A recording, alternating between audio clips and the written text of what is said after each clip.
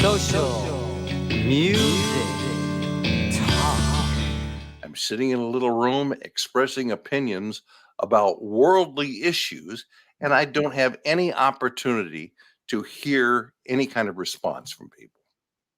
I'm just saying what I think, and I believe it so strongly that I can go away at the end of 3 hours and not worry about what anybody thinks. That was Rush. It's not me.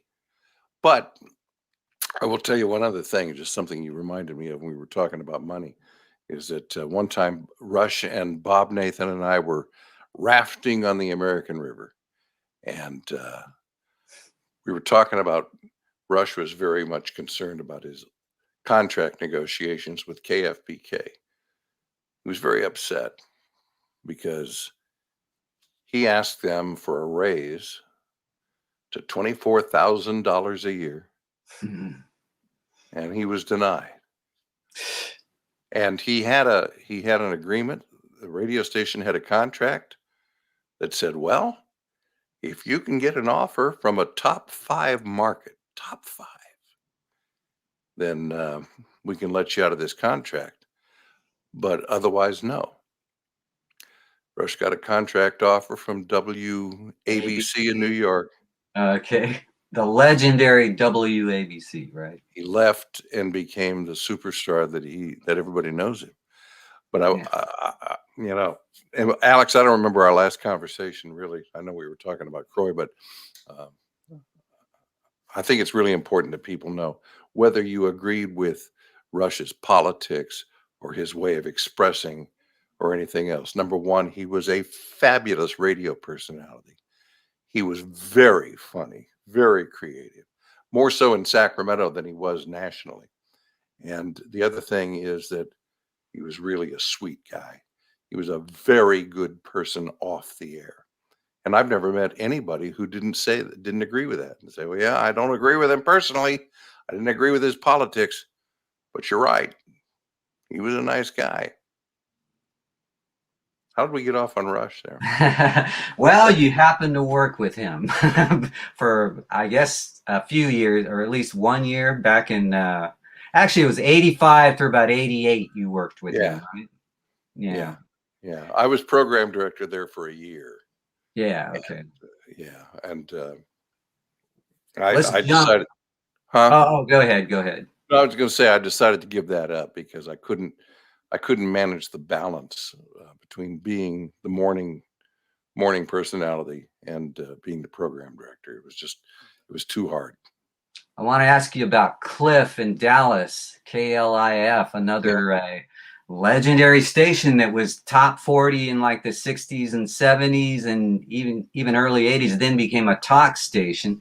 And you wound up there in the 2000s or the 2010? 2012. Yeah. Okay. So how about working there? I'm sure you sensed all that history working there, right? Yes, you do sense the history, but here's the thing about KLIF. It was only the call letters. That was the only connection between the top 40 mega station that people remember, people in the business, I should say, remember as the great top 40 initiator of things. But and on that point, Gordon McClendon was considered to some people the father of top 40 radio, right? Personality top 40 radio. So he took control of that station in 1947 and ran it through the early 80s, but he was a big name in top 40 as one of the pioneers of top 40. Absolutely. When you look at a hall of fame of that type of radio, Gordon McClendon's at the top. And people here remember him. People here remember Cliff of those days. But the KLIF I worked at was on the same call letters that moved over to a different on-air frequency from 1190 to 570. So you stayed there for about a decade, right, at KLIF? Yeah, almost 12 years. And were you doing the same kind of talk radio you were doing in Sacramento? Yes, as a matter of fact, we were. My partner, my excellent partner, my good friend Amy Shadroff and I just decided that rather than read the news, we would talk the news. And, we had the news copy that was written for us in front of us on the computer screen. And we would kind of talk our way through it, um, just so that it would sound more conversational than official, you know.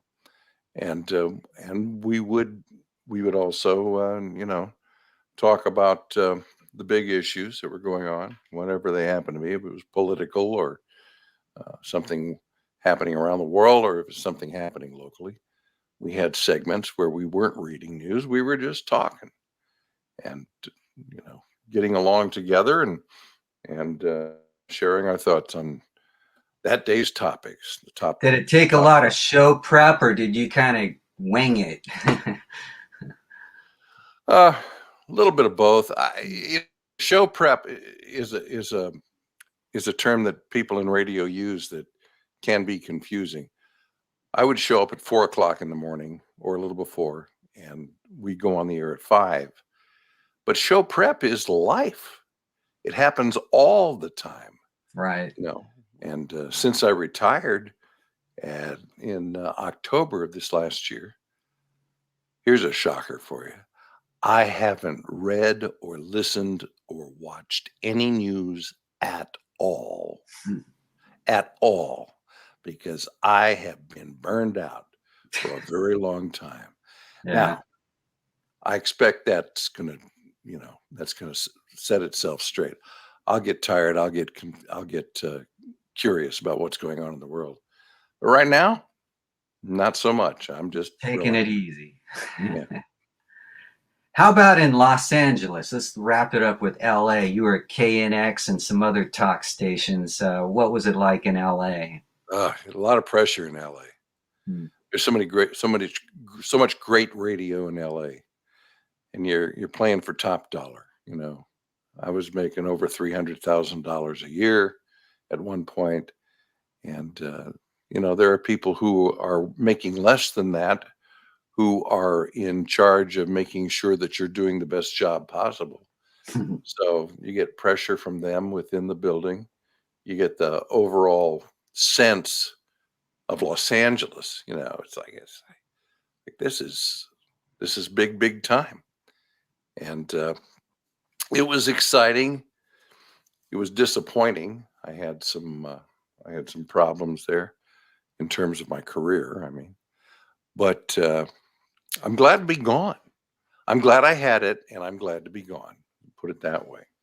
Well, you did it all in the sense that that's everyone's dream to either work in LA or New York or something like that, even Dallas, maybe. Like if you're in the South, you'd probably want to work in Dallas or Atlanta, right? Or maybe Miami. But those are major places. You know where I always wanted to work? Always have wanted to work, and would even consider it now. Although, don't tell my wife I said that, because she doesn't want to leave, and she doesn't want me going back to work. I tried for about 30 years to get into Seattle. I just Great place. I love love Seattle. Seattle. And I love the idea of having a nice little home with a backyard that is a forest. Hmm. And I like the weather, and I Yeah, I like like the it people too and so there. forth. So anyway, I tried for 30 years to get a Seattle job. I got pretty close a couple of times there, 12, 15 years ago. Got pretty close. But the problem with Seattle radio is that people who are working there do not leave, Yeah. because they love it as much as I do. Other than that, yeah, LA was exciting. San Diego was inviting, but I never got there. San Francisco, I did enough work in San Francisco to whet my appetite. I wish I could have worked there longer. Where did you work in San Francisco? I worked for a little while at KSFO when it was still a music station, when it was still a contemporary, middle of the road type contemporary music station. I did a little fill in there. I applied again. KGO was Number one. it was number one, and it was number one on my list, more Hmm. so than Seattle. I wanted to Yeah, work at KGO for the that's one of my longest time. favorite stations. I couldn't get in there. They're too good. What can I say? They were that great. Right. Other than that, I did spend 3 months in Chicago, I just love the city of Chicago. New York, I've never even been to the city. Hmm. Never even stopped there on my way to someplace else. So, you know, major markets. And I'll tell you something else, and maybe this is a place to leave you, Alex, because I know you're limited on time. The future of radio is in its past. Mark my words. You can put this down for today. This is what, January 23rd, 2024. And people in the business are going, "Wow, radio's dying." I'll tell you something. Radio's not dying. It is repositioning itself. It's going back to the past. It's going to become the local, um, the local. Uh, Community leader. yes, yeah. It's going to serve the local community the way it did so many years ago, because the big corporations can't manage it. They don't understand it. They don't care about it, and they're getting out. Yep. Odyssey just filed bankruptcy, and that's one of the biggies. Yeah. So what happens next in radio? It's hard to Well, say. so did Cumulus some time ago, and I think we're Yeah. missing one or two. But Yeah. I mean, these are decent people who are very very sharp, but they don't understand radio and they don't care about radio. You have to care about the people that you're serving, the people that you're talking to, and the people you're talking with, and that's about to return on all the various platforms. Radio. Great. Well, I'm looking forward to that because I think radio needs like a kind of like a rebirth to become something for the 21st century. Well, I think that's exactly what's happening, Yeah. and you should see it starting to grow. It's already occurring in a couple of places in the northeast. There's an organization in rural New York. There's another one in Georgia, a gathering of stations over a relatively large piece of property in the state of Georgia, where they're concentrating all of their abilities in small markets and combining them at the same time with all the various, there's no reason to not embrace the wonderful technology that we have available to us. Hmm. Just stop trying to cut this out and cut that out. Yeah. You Right. know, Well, hopefully it'll improve the quality of radio overall. And one more thing, Dave. Last time we talked about Top 40, Croy, and Candy in Sacramento. Can you confirm, was that the first interview you ever did, like for, say, someone interviewing you about your radio career? yeah, Wow. absolutely. All right. That's You know awesome. what's I'm going to celebrate the that. funny thing about radio, at least in my experience, maybe it's just me, but as I grew over the years and I moved from market to market and so forth and got into bigger positions and whatnot, the less I heard from the people I worked with or other people in the industry in terms of, "Hey, you did a great job," or, "You know what, I want to talk to you. I think you could help. You could do better if you did." That kind of conversation just kind of goes away. And I haven't had any of it. In fact, even my bosses, I haven't had any real direction when I was on the air for the last 20 or 30 years. Suddenly, I'm retired, I'm doing some podcasts, and I'm starting to hear from people. So that's cool. Yeah, well, podcasting is the new broadcasting. I guess. Absolutely, or at least part of it. It's going to Yeah. become a big part of it, I think. Social music.